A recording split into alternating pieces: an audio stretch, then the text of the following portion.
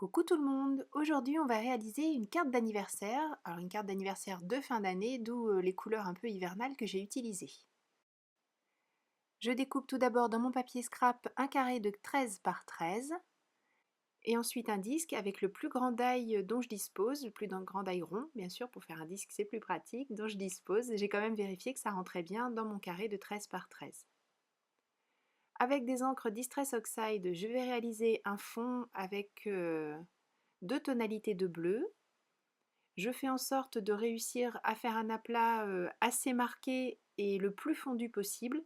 C'est pour ça que quand je mets ma mousse dans l'encre et que je pose ensuite sur le papier, je vais d'abord doucement et ensuite j'intensifie mon geste et mon appui pour réaliser cet aplat sans faire de marque. C'est vrai aussi que je travaille avec la Distress Oxide et qu'elle nous simplifie drôlement la vie quand il s'agit de faire ce genre de choses. Je fais la même chose sur le disque. Je complète ensuite en couvrant les zones blanches avec cette fois-ci l'encre la plus sombre.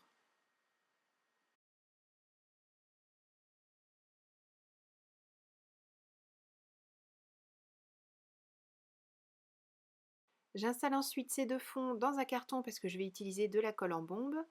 J'ai mis un tout petit peu de colle repositionnable au dos du cercle pour bien le centrer sur ma carte carrée. Et je vaporise ensuite de la colle repositionnable en bombe pour pouvoir utiliser par la suite les Gilding Flakes.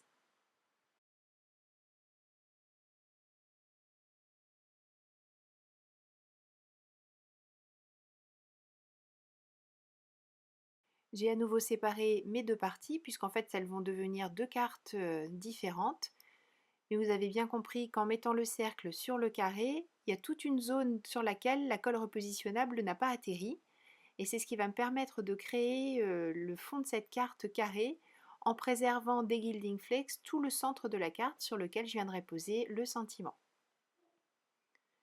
Pour celles qui ne connaissent pas, pour celles et ceux qui ne connaissent pas, les Gilding Flakes, ce sont des petits flocons de feuilles d'or.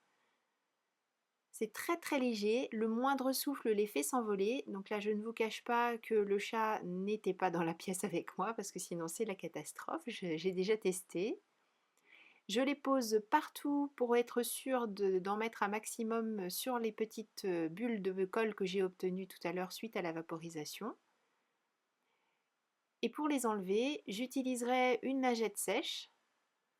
Alors, tous les petits choses, genre, pour ne pas faire de pub, petits chiffons anti-poussière, anti-statique, ça fonctionne très très bien. Enfin, moi en tout cas, c'est ce que je préfère. On peut le faire avec un pinceau, mais je trouve que la technique de la lingette sèche ou du petit chiffon anti-statique, ça fonctionne très très bien.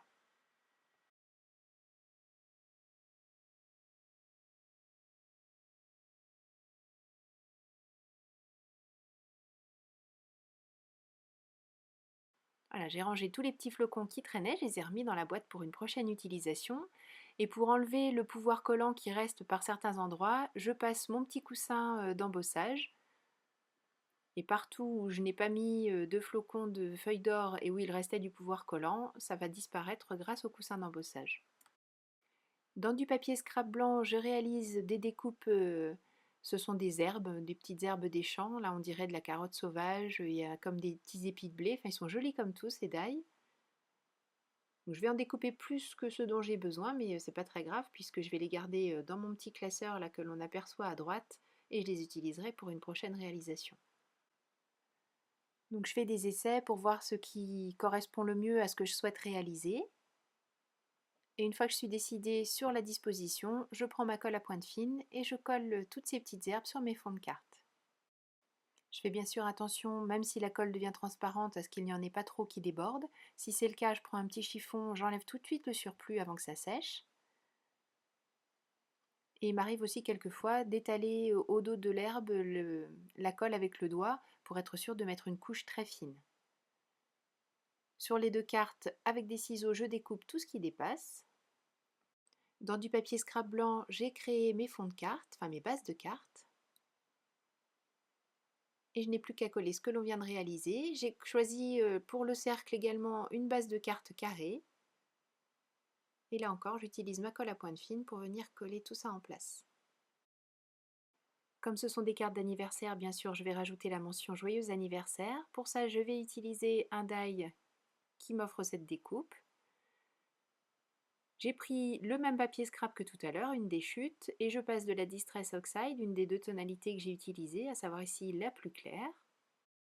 Au dos de mon morceau de papier, j'ai mis un adhésif très fort, je pose mon die et je vais passer tout ça dans ma machine de découpe.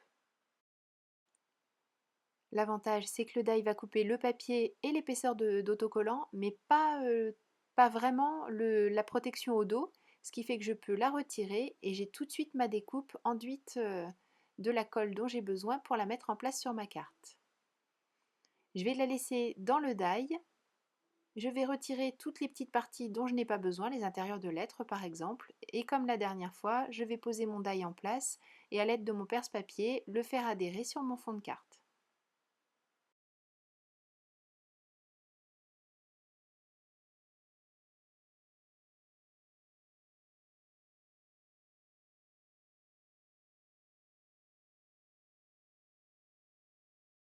Et je fais exactement la même chose, mais cette fois-ci, j'ai juste fait ma découpe dans une autre couleur d'encre pour la deuxième carte.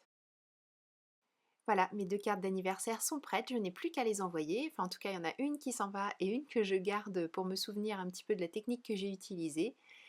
Merci beaucoup d'avoir suivi cette vidéo et je vous donne rendez-vous dès demain pour une nouvelle vidéo création.